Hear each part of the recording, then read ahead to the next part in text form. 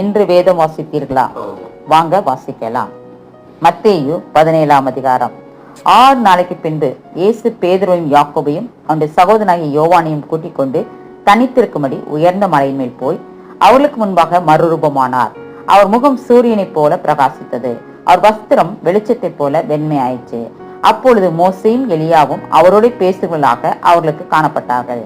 அப்பொழுது பேதுரு இயேசுவை நோக்கி, ஆண்டவரே, நாம் இங்கே இருக்கிறது நல்லது.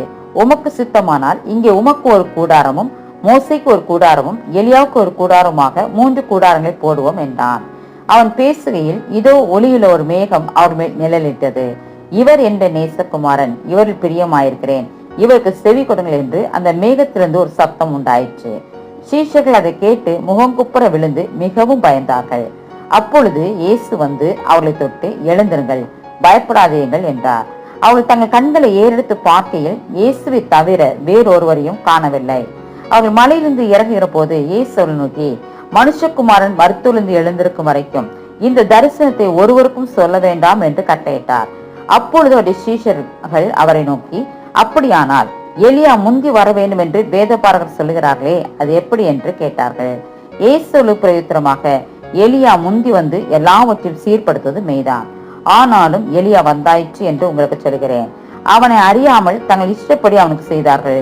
இவ்விதமாய் மனுஷகுமாரனும் அவர்களால் பாடுபடுவார் என்றார். அவர் யோவான் ஸ்நானனை குறித்து தங்களுக்கு சொன்னார் என்று சீஷர்கள் அப்பொழுது அறிந்து கொண்டார்கள்.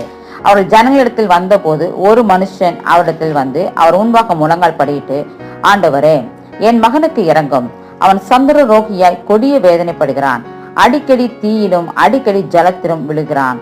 அவனை உம்முடைய சீஷர்களிடத்தில் கொண்டு வந்தேன், அவனை சுத்தமாக்க அவர்களால் கூடாமற் போயிற்று என்றான். இயேசு பிரயுத்தரமாக, விசுவாசமில்லாத மாறுபாடுள்ள சந்ததியே, எதுவரைக்கும் நான் உங்களோடு இருப்பேன்? எதுவரைக்கும் உங்களிடத்தில் பொறுமையாய் இருப்பேன்? அவனை என்னிடத்தில் கொண்டு வாருங்கள் என்றார். இயேசு பிசாசை அதட்டினார். உடனே அது அவனை விட்டு புறப்பட்டது. அந்நேரமே அந்த இளைஞன் சுஸ்தமானான். அப்பொழுது சீஷர்கள் இயேசுவிடத்தில் தனித்து வந்து, அதை துரத்திவிட எங்களால் ஏன் கூடாமற் போயிற்று என்று கேட்டார்கள். அதற்கு இயேசு, உங்கள் அவிசுவாசத்தினாலே தான். கடுகு விதையளவு விசுவாசம் உங்களுக்கு இருந்தால் நீங்கள் இந்த மலையை பார்த்து இவ்விடம் விட்டு அப்புறம் போ என்று சொல்ல அது அப்புறம் போம். உங்களால் கூடாத காரியம் ஒன்றுமிராது என்று மெய்யாக உங்களுக்கு சொல்கிறேன். இந்த ஜாதி பிசாசு ஜெபத்தினாலும் உபவாசத்தினாலுமே அன்றி மற்ற எவ்விதத்தினாலும் புறப்பட்டு போகாது என்றார். அவர்கள் கலிலேயாவிலே சஞ்சரிக்கும் போது இயேசு அவர்களை நோக்கி, மனுஷகுமாரன் மனுஷர் கையில் ஒப்பு கொடுக்கப்படுவார், அவர்கள் அவரை கொலை செய்வார்கள், ஆகிலும் 3ஆம் நாளிலே உயிர் தெழுந்திருப்பார் என்றார். அவர்கள் மிகுந்த துக்கமடைந்தார்கள். அவர்கள் கப்பர்நகூமில் வந்த போது வரிப்பணம் வாங்குகிறவர்கள் பேதுருவிடத்தில் வந்து, உங்கள் போதகர் வரிப்பணம் செலுத்துகிறதில்லையா என்று கேட்டார்கள். செலுத்துகிறார் என்றான். அவன் வீட்டிற்குள் வந்த போது அவன் பேசுகிறதுக்கு முன்னமே இயேசு அவனை நோக்கி, சீமோனே, உனக்கு எப்படி தோன்றுகிறது?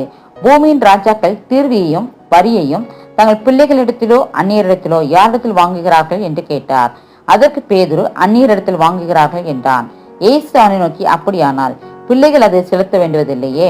ஆகிலும் நாம் அவர்களுக்கு எதிராயிராதபடிக்கு நீ கடலுக்கு போய் தூண்டில் போட்டு முதலாவது அகப்படுகிற மீனை பிடித்து அதன் வாயை திறந்து பார். ஒரு வெள்ளி பணத்தை காண்பாய். அதை எடுத்து எனக்காகவும் உனக்காகவும் அவர்களுக்கு கொடு என்றார்.